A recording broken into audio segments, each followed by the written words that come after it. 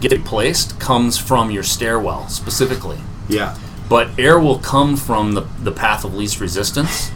And when you've got a particular volume of air moving, a fan like that size, I've seen typically are somewhere between 1,000 and 2,000 CFM. Yeah. That'll take the paint off your walls. I mean, that'll lift you up when you walk underneath it. I mean, that's a lot of air that's moving, okay? This is the size of fan that we use when we do a blower door test. This is the type of depressurization that'll actually you'll feel in your ears, okay? Yeah. But what'll happen is that you're going to draw makeup air from every single leaky source simultaneously. And so what could end up happening is if you picture your upstairs having, just for simplification, 4 holes, okay? One of those 4 holes of equal size, one of those holes is your staircase, okay? And so what'll happen is it's now drawing air out of the house, and it's pulling from 4 sources. A quarter of those sources is conditioned cool air. Yeah. And so now what you're doing is you're sucking in warm air from the outside in three places and cool air in 1. Okay. So now all you're doing is you're getting rid of all your air conditioning from downstairs, because as soon as that cool air gets upstairs, it's gone. And you're bringing in more warm air from upstairs. Okay. So it's sort of an uphill battle. It may improve it a little bit, but the way to fix that is to close all the holes upstairs and then depressurize. So if the stairwell is a significantly larger hole than the rest, I could eliminate some of that problem. In other words, if there's not 4 equal sized holes, if there's one giant hole and a couple little seepy holes. Yeah, and so that's that first scenario I was talking about. Yeah. There's your house specifically, and then there's the theoretical version of it. Yeah. Your house specifically, in order to answer that question, you would have to do some evaluation on the house. Yeah. You'd want to do some sort of pressure mapping to figure out what are the air pressures in all the different rooms, so you can figure out where is air leaking and where is it not, and you can create a base model. It wouldn't be fully accurate, but some sort of model to at least predict what will happen. So it's a really good strategy in an old house. It's a really horrible strategy in a new house. Horrible because as soon as you turn on a 12,000 CFM ventilation fan, you got to have makeup air. That makeup air is going to come from outside, and all you're doing is you're killing your air conditioner, and your heating bill goes, or your cooling bill goes through the roof. Yeah. A much better strategy, in my opinion, just without doing any evaluation on your house, is to figure out a way to get a return system upstairs. Figure out how you can get some sort of very particular communication between downstairs and upstairs. So instead of doing maybe a full, I think we've talked about this before, a full return system out of your main plenum, actually just bringing a couple vents from downstairs up and a couple vents from upstairs down, so you can get some circulation and you can get some return air. Yeah. That would be possibly a strategy. The challenge is doing it in a way where it doesn't look like some sort of screw job ductwork thing happening. Yeah. Right? Yeah, right. That's the problem. Yeah. So a lot of times you'll see those fans installed, and where they're really a problem is in the winter. People won't run them, but they're not installed correctly, and they become this huge heat sink.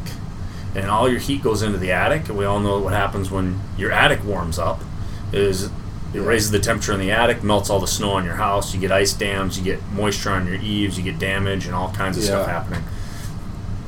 Which you may or may not already have, because you may have, a very leaky bypass at your attic. You may have no insulation up there. But the only way to really know all of these things, there's all of these nuances to your house. Right. The only way to know is to test and verify. And so to actually get a snapshot of what exactly your house has and doesn't have, and what is going on, and how does air travel, and how do pressures behave, and then making a suggestion off of that. Yeah, well, this is what we do here. We talk about what Cocoon can bring to you, which is an effort that Steve is a part of, to analyze your particular house and how it functions and how it works. And so we might have to... Well, yeah, I mean, I guess we could have the Cocoon process done here, but only... It seems that that's only... that's most useful once you've decided what you're wanting to do, and then you can analyze, will that be useful or not. that's one strategy, but I think our main strategy is you use an energy audit or the performance evaluation that we call it to actually determine what should you do. Because right now you know what you want to do. You want to reduce heating and cooling costs. No, I want to get air upstairs. Well, that's it. Okay. I'm willing to pay exactly what we pay right now for heating and air conditioning if I could get air to move upstairs. Sure. Like, so we're not, which may be different than some people, we're not bucking for efficiency at this point. Right. You'll take the bottom line of comfort. Yeah, right. We've got to get air upstairs. Have you looked at putting just a window unit up there? We have window units up there. It doesn't work? Yeah, I mean, it generally works. Do you have a big window unit up there? We have one in each room. For about $2,500, you can get a dual heating cooling mini split system installed up there. Oh yeah. And this thing will cool your entire second floor, and it'll also provide supplemental heat in the wintertime. So what does it do? It runs. You run a line, a feed into each one of the rooms or something. It's a single head placement. You'd put it centrally. Okay. Like in this hallway or something? Sure, or wherever it's determined, through best placement. Yeah. You might not have a whole lot of options up there. Yeah. But the key is to get air moving up there, yeah. right? Or to get the temperature cooled up there. Yeah. But a mini split, all it does is it takes a traditional air conditioning system, and it takes the condenser and the blower and separates it from the compressor, moves the compressor, the compressor and the condenser outside. Yeah. The noisy part, the bigger part, the more heavy part.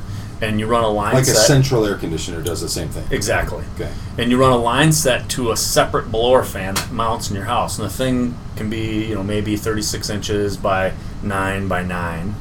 And it just mounts up in the ceiling of the wall. And you can get a ton of air conditioning up there. A ton being 12,000 BTUs. Yeah.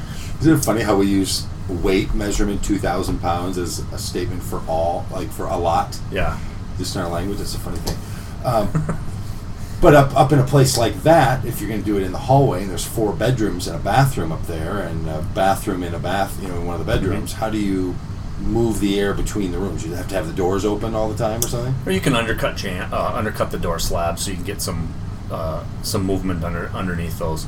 But I think you'll find that if the more complicated your strategy to be more comfortable, the more expense you're going to spend. And if you put basically a cold bomb in the middle up there, you're going to affect the temperature up there substantially. Okay, you may not get it perfect the way a delivery system would in a forced air type environment, but you're going to significantly reduce the load down there, and you're going to minimize the impact of cost of multiple units running, and the cost of maintenance and wear and tear of taking them in and out. It's a permanent installation, and it doesn't cost that much. You could maybe spend the same amount of money using figuring out some sort of a supply return system. Yeah. And you'd spend probably 4 times that amount putting in a high velocity system, which would be a separate system up there. Yeah. You don't have a lot of attic space up there, so you don't have a lot of places to put a piece of equipment like that, which is why the mini split works really well. And the mini split only splits to 1 blower. There's not a system. No, you can do 2 multiple. blowers? Yeah, you can do multiple. You can do up to 3 heads on a single compressor system. Yeah. And you just pay, another $1,500 per head or something like that. But when you get to that point, then all of a sudden you're like, let's put in a high velocity system, or let's just open up the whole house and remodel. Let's tear the whole house down. But getting back to that first statement you said, you actually would use the performance analysis tool to find